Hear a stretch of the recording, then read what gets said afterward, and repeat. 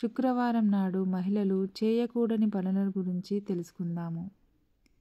శుక్రవారం లక్ష్మీదేవికి అత్యంత ఇష్టమైన రోజు కావడంతో ఆ రోజు లక్ష్మీదేవిని ప్రసన్నం చేసుకోవడానికి మహిళలు ప్రయత్నిస్తారు. ఆమెకు ఇష్టం లేని పనులు ఏవి కూడా చేయకుండా ఉండాలని భావిస్తారు.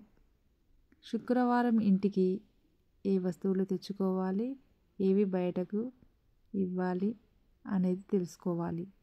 శుక్రవారం నాడు మహిళలు ఎవరి ఇళ్లలో బూజు దులుపరాదు.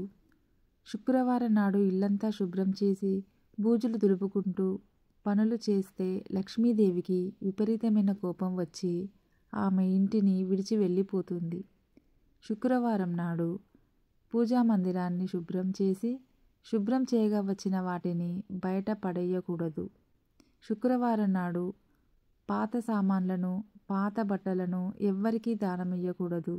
ఎవరికైనా వస్తువులు, బట్టలు దానం చేయవచ్చు, కానీ అది శుక్రవారం నాడు చేయకూడదు. ఇలా చేస్తే ఇంట్లో సంపద వెళ్ళిపోతుందని భావిస్తారు. శుక్రవారం నాడు చేతికి ఉన్న గాజులు తీయకూడదు. పసుపు కుంకుమలను కింద పడకూడదు.